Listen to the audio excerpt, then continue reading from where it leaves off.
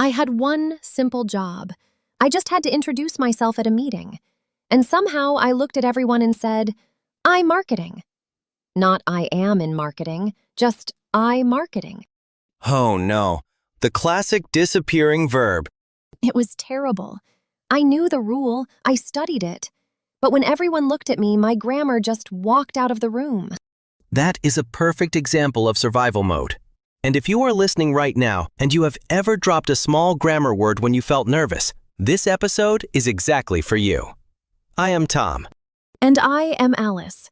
Welcome to English Grammar Through Real Conversations. Today, we are going to fix this tiny mistake gently, clearly, and with real conversation practice. We are looking at the three most common words in English: am, is, and are. They are small, but they cause a lot of panic. They really do. Why is that? Why do I know how to use them on a grammar test, but when I speak, I say things like, "she doctor," or "I very tired"? It is pure biology, Alice. When you are in a real conversation, your brain is under pressure. It wants to communicate the most important information first. Like the big words? Exactly. The big words carry the meaning. Marketing, doctor, tired. Those words have high value. The little words like am, is, or are just grammar connectors. So your nervous brain drops them to save time. So I am not lazy. My brain is just trying to survive the meeting. You are absolutely not lazy. You are human. Your mouth is just moving faster than your grammar system. But today, we are going to slow down and make those small words automatic. I am ready. Where do we start? We start with a very simple image. I want you to imagine a mirror. A mirror? Like the one in my bathroom? Yes, a mirror does not do any heavy action. It does not run, jump, or cook. A mirror only does one thing. It reflects what is in front of it. Okay, let me process that. So am, is, and are like mirrors. Bingo! These words are called to be verbs.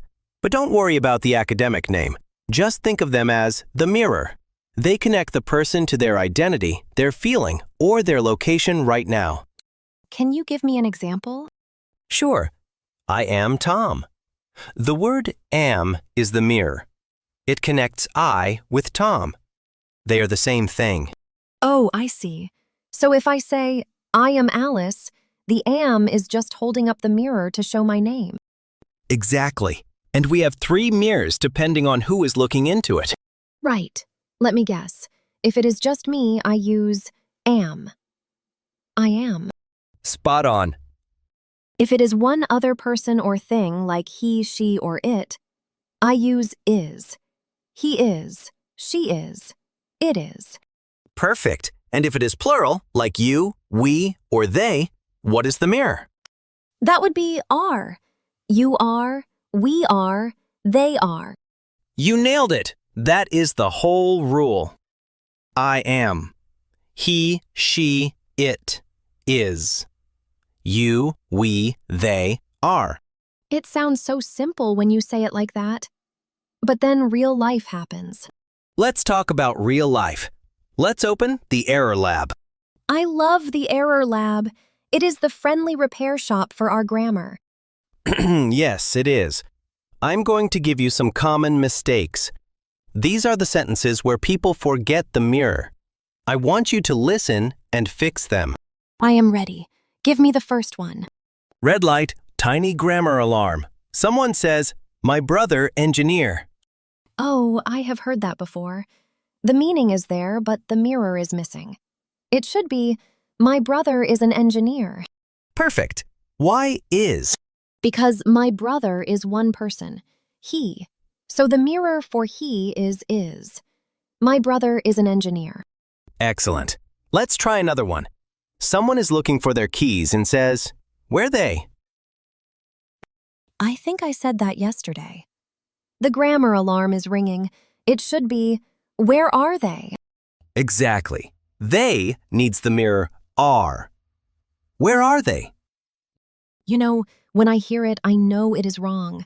But when I speak quickly, the R just vanishes. That is why we practice. We want to train your ear and your mouth, not just your brain. Let's do one more in the error lab. Someone says, "I'm very happy today." Ah, the emotion. They forgot the mirror again. It must be, "I am very happy today." Spot on. You need the mirror to connect I to happy. So if I go back to my networking meeting, I shouldn't say I'm marketing. What should you say? I am in marketing. Or, I am a marketing manager. That is perfect. Now let's make it real. Let's do a formal role play. I like this. Put me in a real situation. We are at a business conference. You are meeting a new client. We don't know each other. I will walk up to you and say hello. I want you to introduce yourself, your job, and your company using the mirror. Okay, let's do it. Hi there. I don't think we've met. I'm Tom. I'm the project manager at Tech Solutions. Hello, Tom. It is nice to meet you. I am Alice. I am a marketing director at Global Media. Oh, Global Media. Are your offices in New York? No, we are based in London, but I am here for the week. Stop right there. That was flawless. Thank you. It felt much better than my real networking meeting. Let's break down what you just did. Listen to the mirrors. You said, "It is nice to meet you." Then, "I am Alice." Then, "I am a marketing director." And then I said, "We are based in London." I used all three. Am, is, and are. Yes, and notice how natural it sounded. It didn't sound like a grammar test. It sounded like a real professional conversation. But I have a question. When native speakers talk, they don't say, "I am Alice." They usually make it shorter, right? That is a great observation. Welcome to Natural Alternatives. So how do we make it sound more natural? We use contractions. A contraction is when we glue two words together. Instead of saying "I am," native speakers almost always say "I'm." I'm. Just one syllable. Yes, I'm. Try it with your introduction. I'm Alice. I'm a marketing director. Oh, that flows much faster. It does. It saves time, which your survival brain loves. What about he is and she is? They become he's and she's. He's a doctor. She's my friend. Perfect. And they are becomes they're. They're busy right now. If you are listening right now, try this with us. I want you to say it out loud. Don't just listen. Keep this rhythm in your mouth. Yes, try it with us. We will say the long version and you say the natural version. I am ready. I'm ready. She is my manager. She's my manager. They are at the office. They're at the office. That's the spirit. You are making your grammar sound like real English. Okay, I feel good about introducing myself. But the mirror is not just for jobs and names, right? We use it for feelings, too. Absolutely. The mirror reflects your internal state, how you feel right now. Like, I am tired. She is stressed. We are excited. Exactly. But here's where another big mistake happens. Oh, let me guess. We open the error lab again? We opened the error lab because sometimes people love the mirror too much. They use it when they don't need it. What do you mean? How can you use the mirror too much? Listen to this sentence. I am agree with you. Oh my goodness, I think I've said that. I am agree. It feels so right when you say it. It is a very common trap. Let me explain why it happens. People learn that I am means this is me right now. So they think, right now I agree. So, I am agree. That logic makes perfect sense to a learner. It does, but remember the mirror. The mirror only reflects an identity, a location, or an adjective like a feeling. Okay. The word agree is an action. It is a verb. It is something you do. You don't need a mirror for an action. You just do the action. Oh, so I don't need am. I just say I agree. Bingo. I agree. You don't say, I am run or I am eat. You say, I run, I eat. So you say, I agree. Wow, that is a massive light bulb moment for me. If there is an action verb, drop the mirror. Exactly. Let's test this. Tell me if this sentence needs a mirror or not. I understand. Understand is an action. My brain is doing something. So no mirror, just I understand, not I am understand. Perfect. What about this one? I tired. Tired is a feeling. It is an adjective. It is my state right now. So I need the mirror. I am tired. Or the natural way, I'm tired. You are on fire, Alice. That is exactly right. I am learning. See, I used the mirror with an ing word. But that is a different grammar rule, right? Yes, that is the present continuous. We will save that for another episode. Today, we just focus on the basic mirror. Identity, feeling, location. Location? We haven't talked about location yet. Let's do it through a casual role play. Awesome. What is the situation? It is a Saturday morning. We are supposed to meet at a cafe. I am already at the cafe waiting for you. You are running late. I am going to call you. Okay, I am running down the street holding my phone. Got it. Ring, ring. Hey, Alice, where are you? I'm at the front table. Hey, Tom, I am so sorry. I am still on the bus. I am about 5 minutes away. No worries. Are you hungry? Should I order something for you? Yes, please. I am starving. The traffic is terrible today. Okay, take your time. See you soon. And scene. That was very natural. It was. Now, let's look at the mirrors you used. I asked, where are you? You used the mirror to tell me your location. What did you say? I said, I am still on the bus. Yes, and you used the mirror to tell me your physical state. I said, I am starving. Exactly. And you even used it for the situation around you. You said, the traffic is terrible. Traffic isn't it, so you used is. It is amazing how much we use am, is, and are in just 30 seconds of talking. They are the glue of everyday English.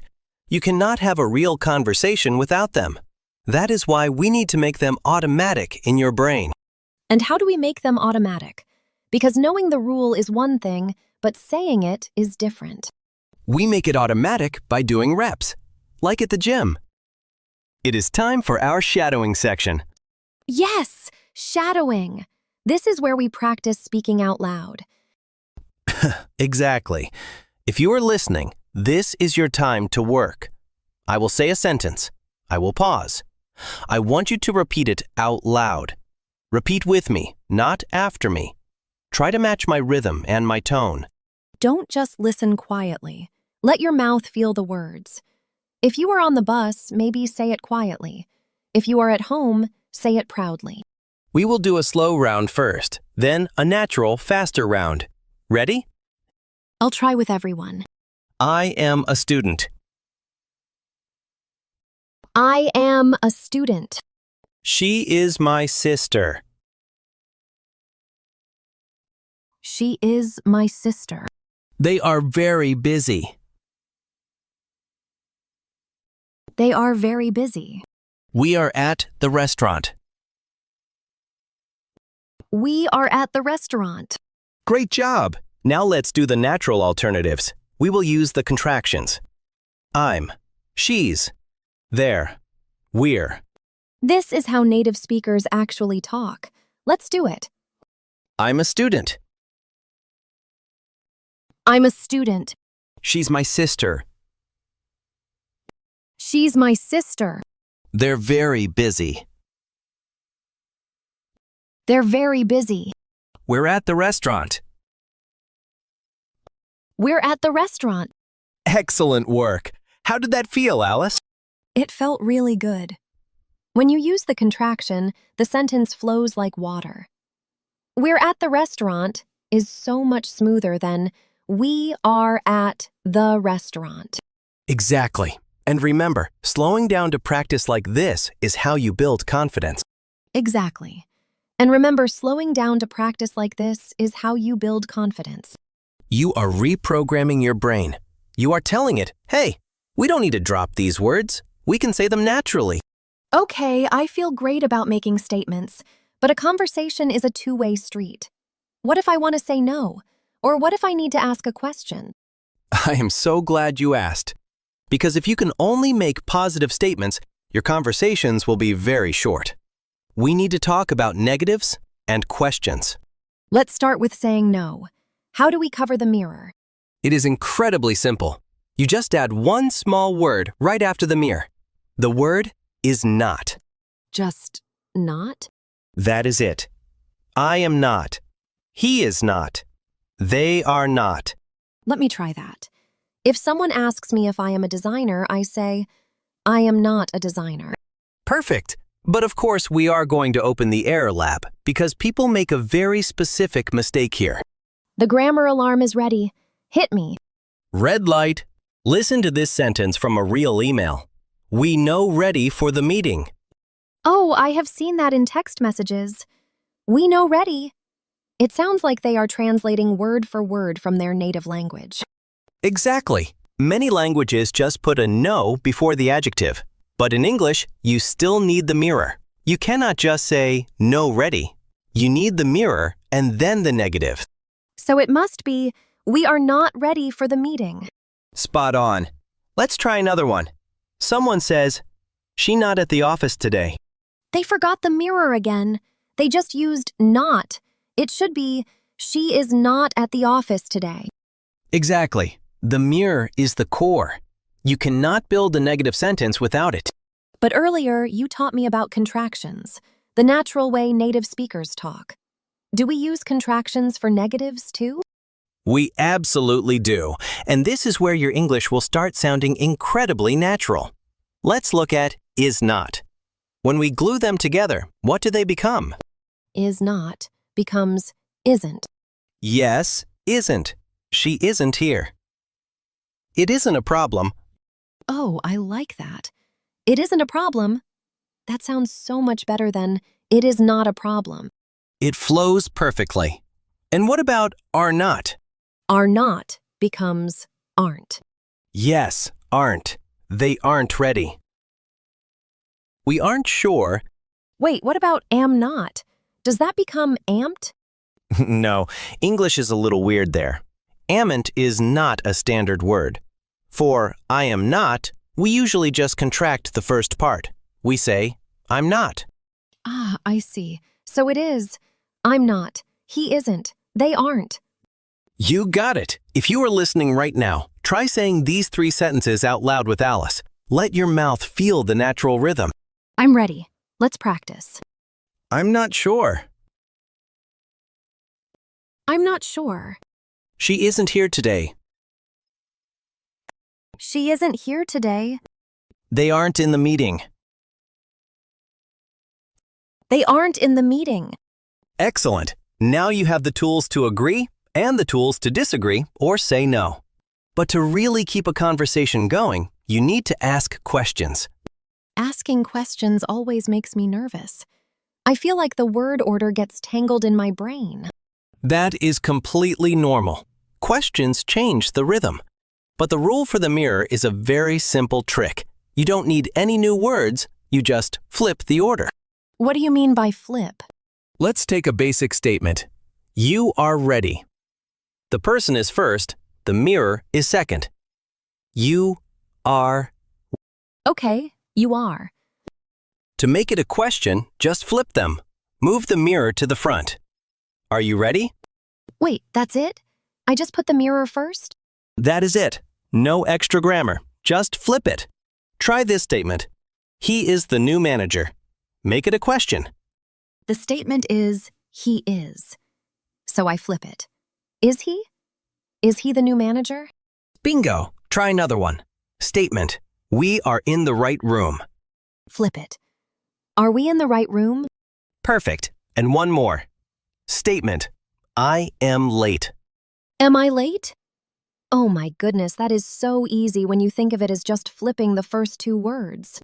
Visualizing the flip is the best way to bypass the panic. Instead of thinking about complex grammar rules, just think mirror first. Let's put this into a real situation. I want to test if I can use the statements, the negatives, and the questions all in one conversation. I love a challenge. Let's do a semi-formal role play. We're at a hotel reception desk. You are the guest checking in. I am the receptionist.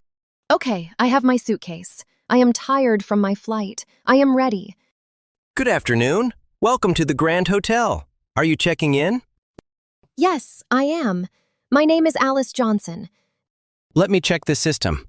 Ah, yes, Miss Johnson. Your room is on the 4th floor. Great. Is the room quiet? I am a very light sleeper. Yes, it is at the end of the hall. It isn't near the elevators, so it is very peaceful. Thank you. Are the breakfast hours the same on weekends? No, they aren't. Breakfast is from 7 a.m. to 10 a.m. on weekdays, but on weekends we are open until 11 a.m. That is wonderful. I'm not a morning person, so that helps a lot. And scene! That was spectacular, Alice. That felt like a real interaction, and I didn't even have to think too hard about the grammar. It just flowed. Let's review what you did. I asked a question. Are you checking in? You answered with a short statement. Yes, I am. And then I used a question to ask about the room. I flipped the mirror and said, "Is the room quiet?" Exactly. I used a negative contraction. It isn't near the elevators. And later, you used a negative for yourself. I'm not a morning person. We used almost every form of am, is, and are in just 1 minute of talking. It really is the glue of the language. It is. And if you are listening, I want to pause here for our mindset moment. This is important, because learning the mirror is one thing, but having the courage to speak is another. Exactly. We talked earlier about the survival mode of the brain. When you are standing at that hotel desk or in that business meeting, your heart might be beating fast. I know that feeling. Your palms get sweaty. You just want to say the words and escape. Yes, and in those moments of pressure, if you drop an is or an are, or if you say, I'm marketing, instead of I am in marketing, I want you to remember something very important. What is that? A mistake is not a failure. It is just information. It is your brain telling you, hey, we communicated the meaning, but the grammar isn't automatic yet. I love that. The grammar isn't automatic yet. It doesn't mean I am bad at English. It just means I need more reps. Exactly. English is a tool, not a test. The hotel receptionist understood you. Your colleagues understood you. Communication happened. That is a win. Now we are just working on the 1% improvement. We are just polishing the mirror so the reflection is a bit clearer. That is a beautiful way to say it. The mirror is a tool to show your current state, your identity, and your location. You don't need to be perfect. You just need to hold it up. Let's do a full circle recap for everyone listening. Gladly. Today we looked at the 3 most common words in English: am, is, and are. We learned that they are not action verbs. They are the mirror. They reflect who you are, how you feel, or where you are. I am. He, she, it is. You, we, they are. We also opened the error lab and learned the golden rule. Do not use the mirror with an action verb. Never say I am agree, just say I agree. And finally, we learned how to make it natural with contractions. I'm, she's, there. We learned how to say no with not. And we learned how to ask questions by simply flipping the mirror to the front. That is a lot of practical value for one episode. I feel much more confident introducing myself now. And I want our listeners to feel that confidence right now. It is time for the question of the day. Get your keyboards ready. Don't just listen and leave. Take one action right now to make this stick in your brain. Here is your question of the day. Write one true sentence about yourself using a negative mirror. Tell us something you are not right now. Oh, I like this. Here is the sentence starter to help you. I am not blank right now, but I am blank. Let me give an example. I'm not tired right now, but I am very hungry. Or, I am not at the office right now, but I am on the bus. Put your sentence in the comments below. We read them, and it is a great, safe place to practice. So Tom, today we mastered the mirror. We talked about identity and feelings, but what happens when we actually need to talk about actions, like working, playing, running? When you have an action, the mirror disappears. You need a completely different tool. You need the engine of the sentence, do and does. Oh no, do and does always confuse me. I never know when to use which one. They are tricky, but they follow a very specific pattern. And in our next episode, we are going to build that engine together, step by step. I can't wait for that. If you found today's episode helpful, please hit the like button. It helps us reach more learners who might be struggling with these tiny grammar words. Subscribe to the channel so you don't miss the do and does episode. And share this with a friend who is learning English with you. Thank you for practicing with us today. You've been listening to English Grammar Through Real Conversations. Keep speaking, keep making mistakes, and keep learning. Real grammar, real conversations, real confidence. See you next time.